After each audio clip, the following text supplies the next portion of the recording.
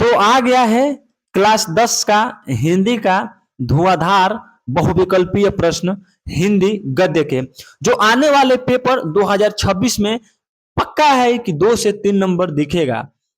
मैं 50 प्रश्न कराऊंगा और 50 प्रश्नों में से आपको 2 से 3 नंबर जरूर दिखेगा। मैं पार्ट वाइज पार्ट कराने का कोशिश कर रहा हूं, जिसमें से मैं 5 प्रश्नों को पार्ट 1 में डाल दिया हूं और आज से जो है 6 से 10 प्रश्नों को पार्ट 2 में डाल रहा हूं। तो आप लोग ध्यान पूर्वक देखिए और कॉपी पेन लेकर बैठ जाइए और एक एक चीजों को बारीकी से लिखिए, क्योंकि आने वाले 2026 में आपको पक्का है, ये मैं गारंटी देता हूं कि 2 से 3 नंबर जरूर आएगा। तो चलिए मैं शुरू करता हूं प्रश्न नंबर 6 को।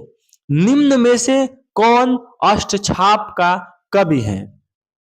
क सूरदास, ख नंदादास, ग कृष्णदास और घ इनमें से सभी। तो सूरदास भी अष्टछाप के कवि है, नंदादास भी है और ग कृष्णदास भी है।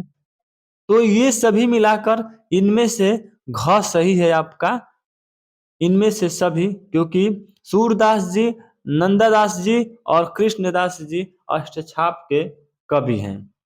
चलिए अगला प्रश्न जो मेरा है 7वां नंबर, निम्न में से कौन सी रचना सूरदास की है? सूर सागर, सूर सरावली, साहित्य लहरी, घ इनमें से सभी। तो सूरदास जी का सूर सागर भी है, सूर सरावली भी है, साहित्य लहरी भी है, यानी ऑप्शन नंबर डी, इनमें से सभी। आइए आगे चलते हैं प्रश्न नंबर 8 पर। इनमें से कौन छायावादी कवि हैं?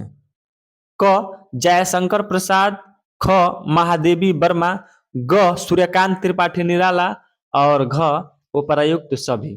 देखिए मैं इसमें से भी मैं जब पढ़ाऊंगा युग काल के कवियों के बारे में, तो आप लोगों को पक्का है कि वहां पर रिपीट हो जाएगा, क्योंकि मैं इसका ट्रिक बना कर रखा हूं। पता है कौन सा? मैं आप लोगों को बता रहा हूँ।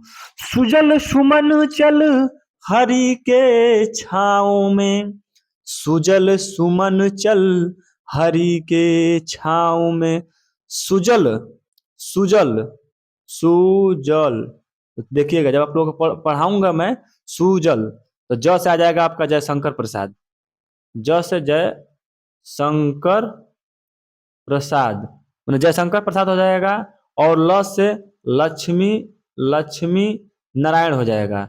और आपको जैसे सुजल, सु से सूर्यकांत त्रिपाठी निराला आ जाएंगे, और ज से जयशंकर प्रसाद बताए हैं, और ल से लक्ष्मी नारायण मिश्र हो जाएंगे। और उसके बाद देखिए जैसे सुमन, सुमन तो म से महादेवी वर्मा, तो देखिए जयशंकर प्रसाद भी मिल जा रहे हैं और महादेवी वर्मा भी मिल जा रही हैं, सूर्यकांत त्रिपाठी निरायण मिल जाएंगे, यानी उपयुक्त सभी इसका भी उत्तर होगा। तो आप लोग चिंता मत करिए, मैं एक एक कालों का ट्रिक बनाकर लेकर आऊंगा। बस मेरे चैनल को आप लोग सब्सक्राइब कर लीजिएगा। अच्छा लगे तब, न लगे तो मत करिएगा, मैं ये भी नहीं कहूंगा, ठीक है। तो चलिए अगला जो लोग प्रश्न नंबर 9वां, शिवराज भूषण किसकी कृति है? तो क बिहारी जी की, ख भूषण की, ग केशव की और घ घनानंद की।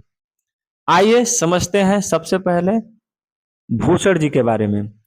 तो देखिए शिवराज जो भूषण जो है वह जो है वीर रस में लिखा गया है, और जो भूषण जी हैं वो रीतिकाल के कवि हैं।